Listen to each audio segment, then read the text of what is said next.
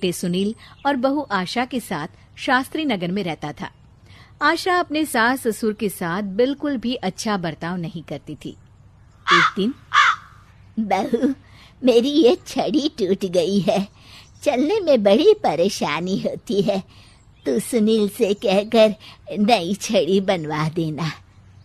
सासू माँ, एक तो इतने खर्चे होते हैं और ऊपर से आपकी ये छड़ी खरीदने निकलेंगे तो 1-1.5 से तो कम की तो आएगी नहीं।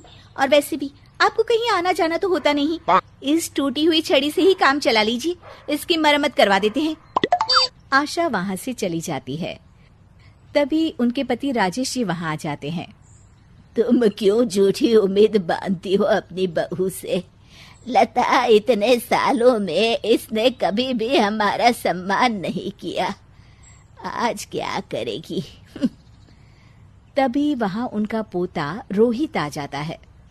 दादी, ये देखो मैं आपके लिए क्या लाया हूँ। क्या बेटा?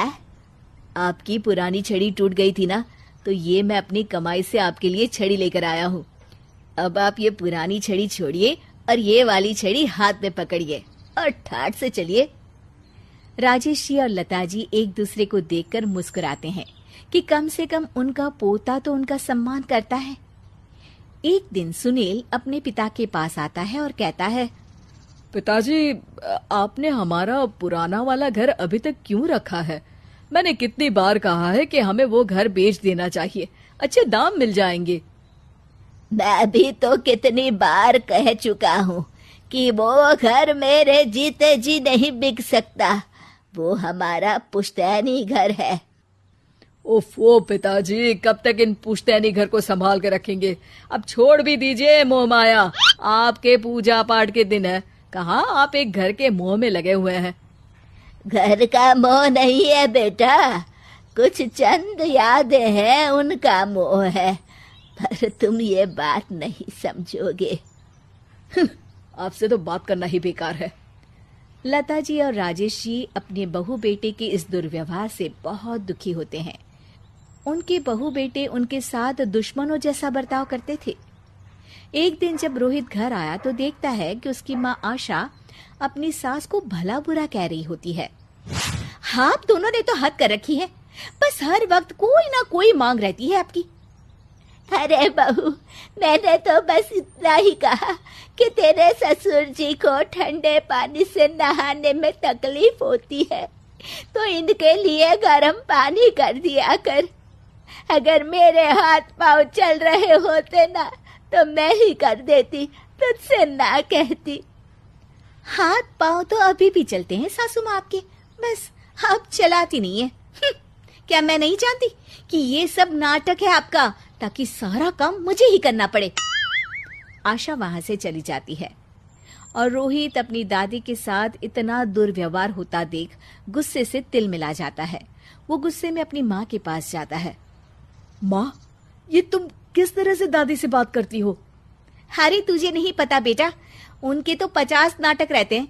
खैर तू ये सब छोड़, मुझे तुझसे एक बात करनी है, और वो भी खुशखबरी वाली। कैसी खुशखबरी माँ? अरे तेरे पिताजी ने अपनी दोस्त की बेटी मेघा से तेरा रिश्ता तय कर दिया है। क्या मेघा से? माँ, पर हम तो बहुत अच्छे दोस्त हैं, मेघा से शादी का तो मैंने कभी सोचा भी नहीं। अरे नहीं सोचा तो अब सोच लेना। रोहित और मेघा बाहर एक दूसरे से मिलते हैं और बातें कर रहे होते हैं। मेघा, मुझे पता है कि हम दोनों की शादी होने वाली है, पर मैं तुम्हें एक बात अभी से बता देना चाहता हूँ। क्या रोहित? यही कि मेरी माँ एक अच्छी सास नहीं बनेगी, क्योंकि वो एक अच्छी बहू नहीं है। पर रोहित, आंटी को तो मैं बचपन से जानती हूँ, वो तो बहुत अच्छे स्वभाव की हैं। वो स्वभाव पता नहीं मेरे दादा दादी जी के लिए क्यों नहीं दिखता।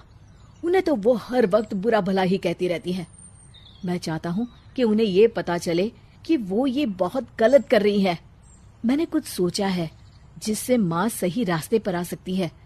मेघा, क्या तुम इसमें मेरा साथ दोगी? तुम जैसा कहोगी मैं वैसा ही करूंगी रोहित, मैं तुम्हारे साथ हूँ। मेघा और रोहित दोनों की शादी हो जाती है और मेघा अब आशा की बहू बनकर उनके घर आती है। बहू, ये देख, मैंने तेरे लिए ये हार बनवाया है। ये भी कोई हार है? मैं तो सोच रही थी कि आप मुझे डायमंड नेकलेस देंगी, पर ये क्या सस्ता सा हार पकड़ा दिया आपने मुझे। आशा को ये सुनकर गुस्सा आ जाता है। वो मेघा पर बरस पड़ती है। बहू, मैं तुम्हारी सास हूँ, मुझसे तमीज से बात किया करो, समझी? वरना अच्छा नहीं होगा।